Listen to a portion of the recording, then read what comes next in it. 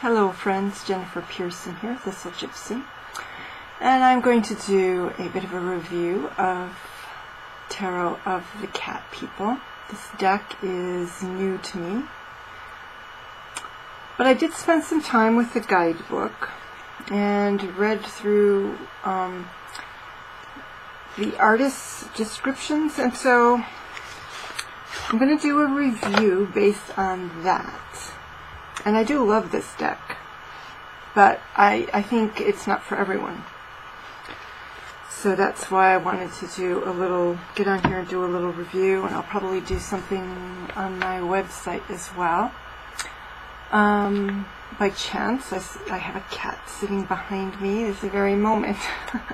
I've got my most problematic dogs all put away in their crates, kennels, whatever you want to call them at the moment. So I only have my old dog out. She's snorkeling, snorting, snoring over to the side, and I open the door and let my cats roam the house. So one's on my bed and one is on the chair behind me, directly behind me. I keep a pillow on this chair, and so before I could even come in here and sit down on it, she was on it. So, Tarot of the Cat People. This is the little white book, and I think I found one good review that kind of gave me some perspective on it.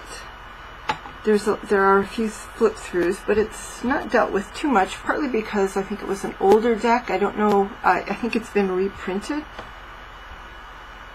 I'm not sure if it's going to say on here. It says 1984 originally, U.S. Game Systems was printed, and then it was printed again in 2004. I believe it's new. You can get new on Amazon. I got it through another person. I think I got it off of Amazon, but not directly from Amazon. And it's new. You can find it new or used for reasonable prices. And so you get a little white book. And I don't know how much of this guidebook, other than introduction. Well, the introduction is actually by someone else. It's by Stuart Kaplan, and but she has. Oh, my cat's insulted. She just left. And then there's a section here called "Cat People of the Outer Regions," the 5 Kingdoms of the Outer Regions, and then it goes into descriptions of the cards. Now, when I was reading this, I didn't read the card meanings. They have both upright and reverse meanings. I read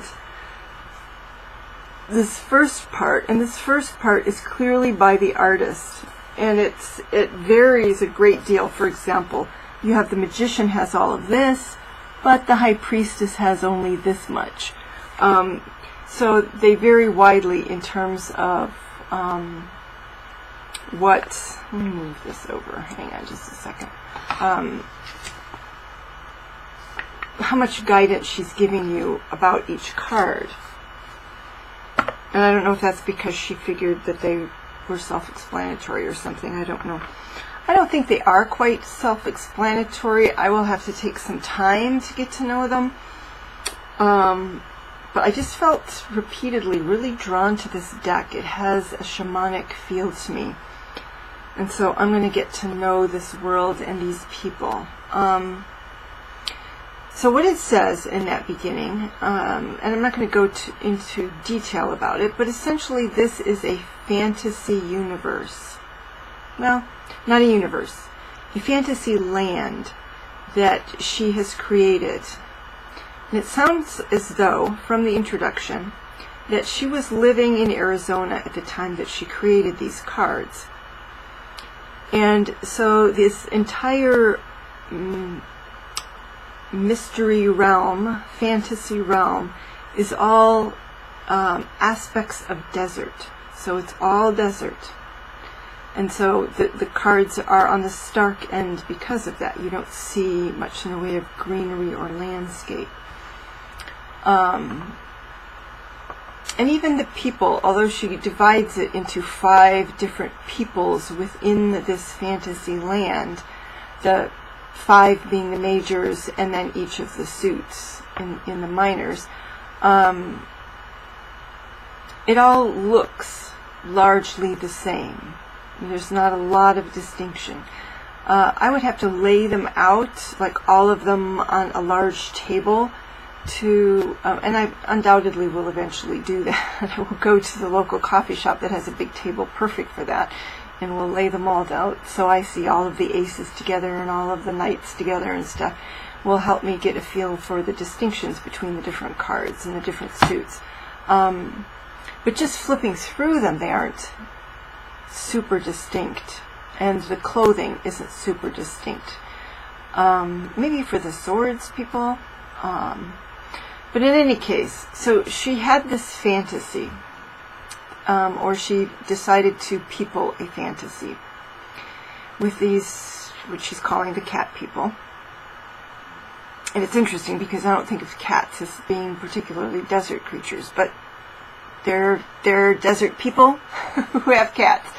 And of course, if you think of Egypt, it has its fertile areas, but it also has a lot of arid aspects to its countryside. So,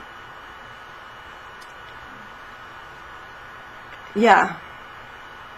And they worshipped the cats. So yeah. But what struck me about this deck, somebody else had made a note that if you love costume and you love fashion, that you'll love this deck for that aspect, or even jewelry. And I'm not one of those people, but I do appreciate the lushness of the images here and the garments that people are wearing.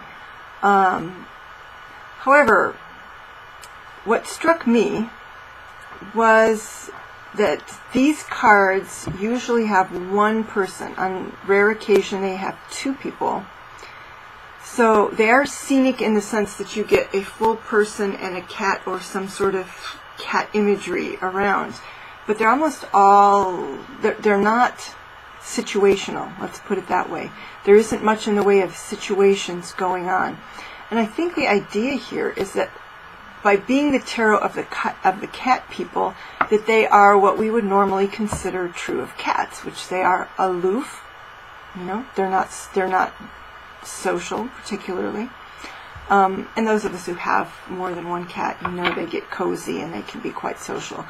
But the idea is that that this is a deck. It ends up being a deck for solitary people, and which almost kind of explained to me, oh, well, so that's why because I'm so hermitish. So if you're hermitish, this deck may really appeal to you. So solitary, like we associate with cats, removed from everyday life. And or artists,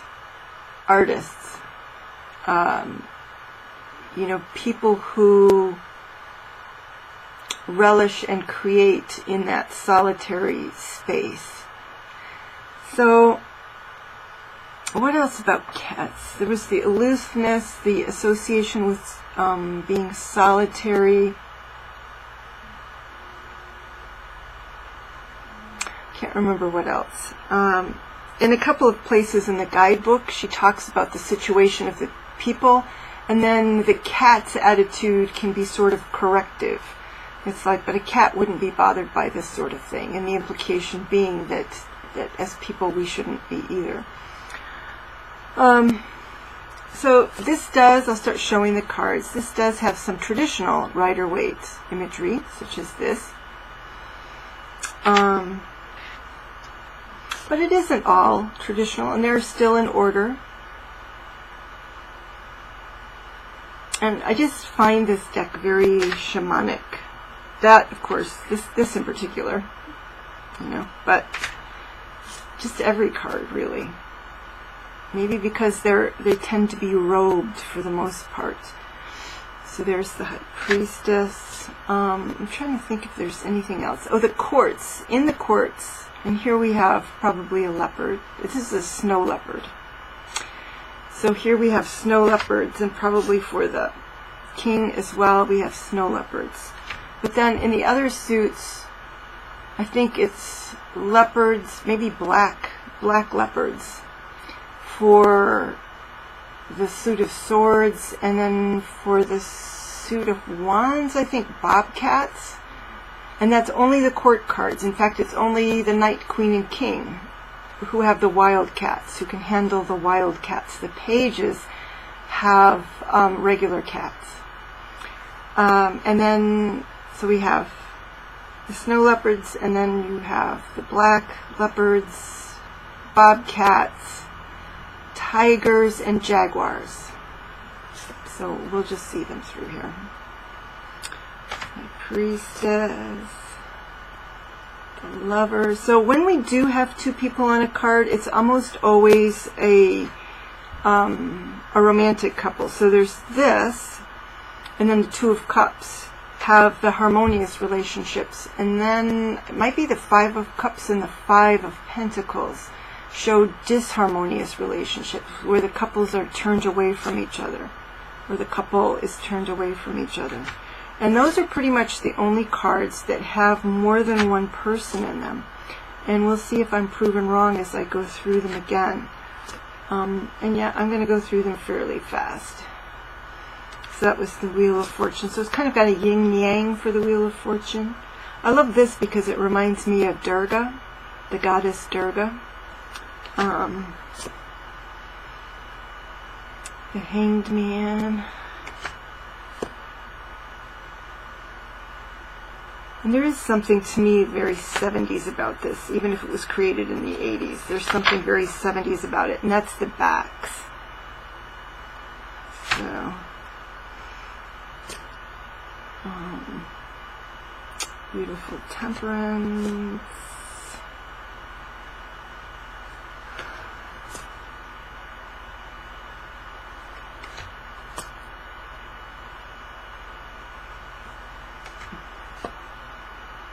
So I just think that there's more going on in these images than even, like I could do, what do they call that?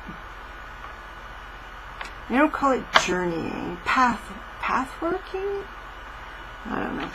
The sort of thing where you enter into this card, for example, this Moon card, and, you know, become, you know, enter into it. And either I am someone meeting these people, or I am either the cat or the person, and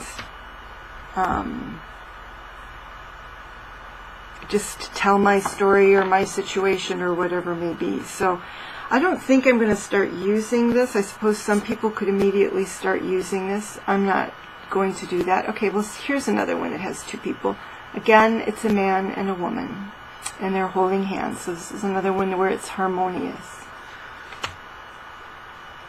So I think I'm going to hold it back, like I'm doing actually with quite a few decks now that I've gotten recently. I'm kind of, might use them a little bit, but I'm kind of holding them back for deck steady. I'm just being very deck steady-ish. I'm getting into my own hermit zone, so it's probably why I couldn't not have this. It's because I'm entering my own hermit zone here. This is such an amusing card. So there's no judgment. She's changed it to rejuvenation.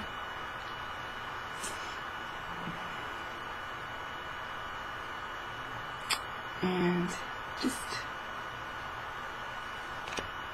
I'm just into it. I discovered that the artist, Karen Geikendal, however you say her name,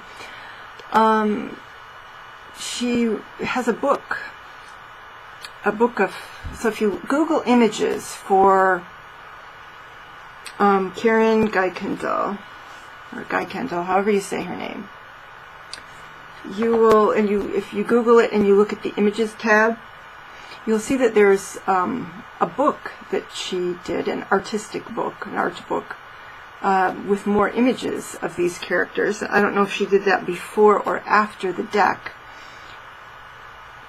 Those that I could find for sale were not overly pricey, but they ended up being pricey because for some reason they're in the UK.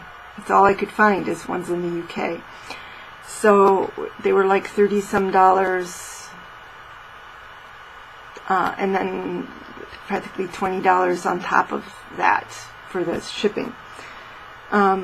But what I was going to say, so she has that book, but even if you go through the stuff online, so this is Swords, and that's our Black Leopard or Black Panther there, that you see them in other relations to the cats and other positions, and sort of most of the positions in this deck are kind of static, whereas those other images seem to be more active. There was one that seemed to show someone kind of fending off a bunch of cats. So it made me kind of wonder, okay, so why weren't more images like that part of the deck? But it could easily be explained if she created that book afterwards. And I have no idea how popular this deck ever was. It doesn't give you a lot of stuff to go on. So this, which to me seems very Eight of Swords, is the Ten of Swords. But there you go. So very similar.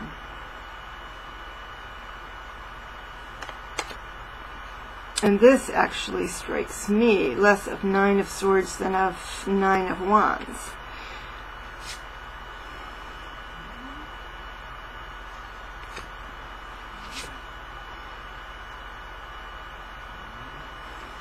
I think another aspect of this deck that is very cat-like is that they are so beautiful. They're beautiful people with beautiful garments, and you know, it's hard to find what I would consider at any rate an ugly cat. I have seen ugly cats, but it's hard to find an ugly cat. They're usually visually appealing.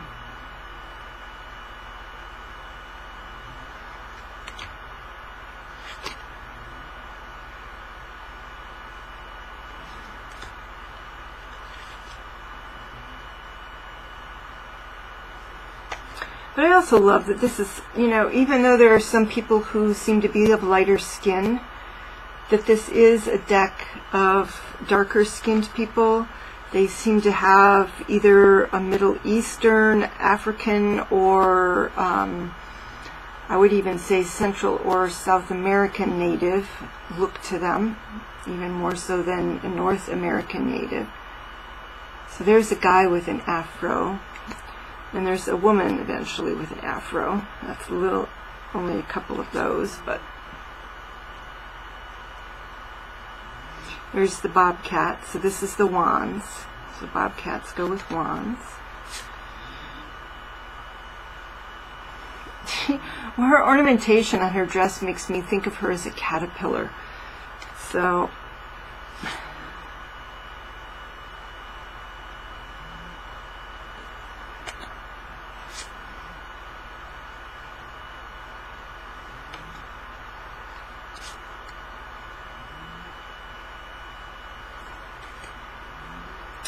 yeah, this is going to be a deck for me to primarily explore on my own and take my time creating my own meanings from the cards and just sort of getting into this world.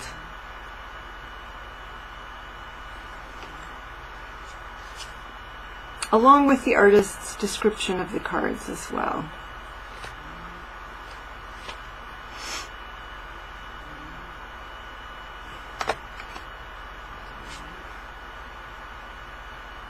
I might do a deck interview, the kind of deck interview where you self-select the cards. You select the cards to, you know, which one looks like you, which one is appealing. I think that would be a fun way to go through this deck and get a little bit familiar with it. So this is tigers. Cups are tigers, which is appropriate because tigers are really, along with jaguars, I think have zero fear of the water. You know, if you go on YouTube, you can find these videos of jaguars leaping into the water to kill something, alligators, or I don't know. So yes, tigers are for cups, and tigers are water-loving cats. They love the water.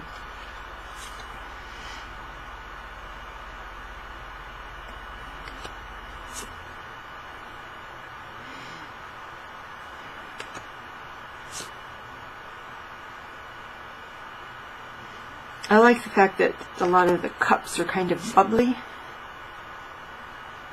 and active. I love that too. I love that Ten of Cups. In part, I love the fact that it's a man who is enjoying the company of the cats.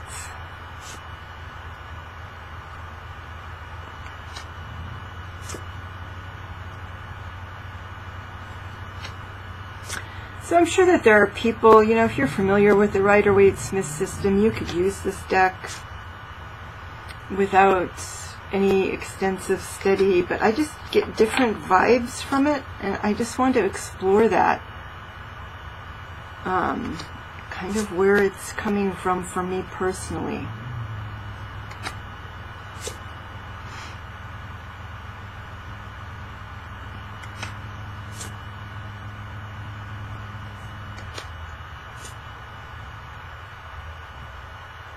So here we are at the Pentacles with their jaguars.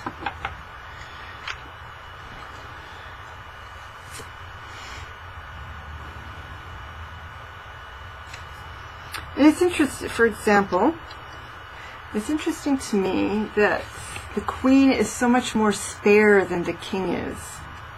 And she gets like one and maybe a half a, you know, a comment in the guidebook, and she's got a whole paragraph. So, you know, it might be 1980s stuff. There might be some gender stuff going on there. Although I think this deck does try to be fairly balanced. More balanced than a Rider-Waite-Smith, certainly.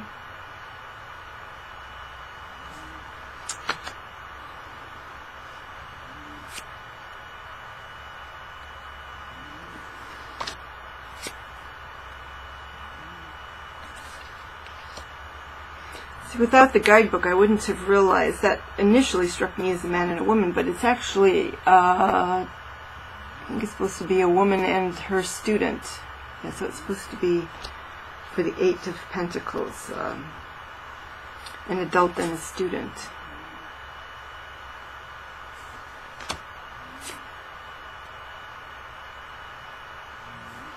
And some of these, particularly this one, and I think the Nine of Pentacles, are supposed to be, in the guidebook she speaks of artists kind of displaying their work proudly. And here this cat is supposed to be deceased, but still living on in spirit. And so the card is kind of about asking this person to look past the physical into the spiritual.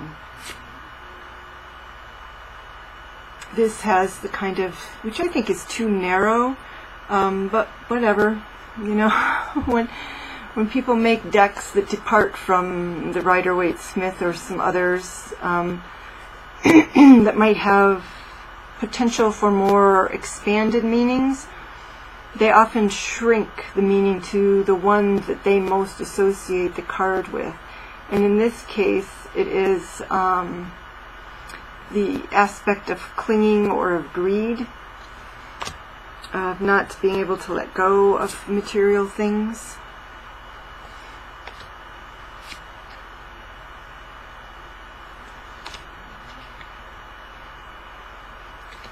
Whereas to me, that it can have the Four of Pentacles in a traditional Rider-Waite-Smith can actually have a lot of different meanings.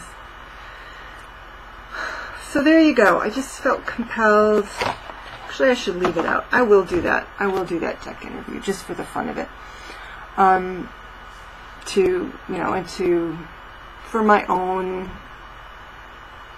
getting to know you fun with that deck. I'll do that deck interview and I'll put it on here just so that there's a little bit more on here on YouTube available about this deck. Again, I just get this shamanic aspect, and I don't know if it's speaking to me about how I can feel more shamanic in, or I don't know. But it's interesting, so I have to explore it. I'm glad that I got it. Whatever comes of it, even if I never use it for other people's readings or even for normal readings, I think the exploration of this deck and its images is just somehow important for me. So I hope this was helpful. If anybody is thinking about getting this deck or has never seen this deck, there it is. There's my thinking that it's a lot for solitary people or for whom being solitary is very important, such as artists. Yeah. And maybe shamanic stuff, I don't know. I'll be exploring that. Take care, everybody. Bye-bye.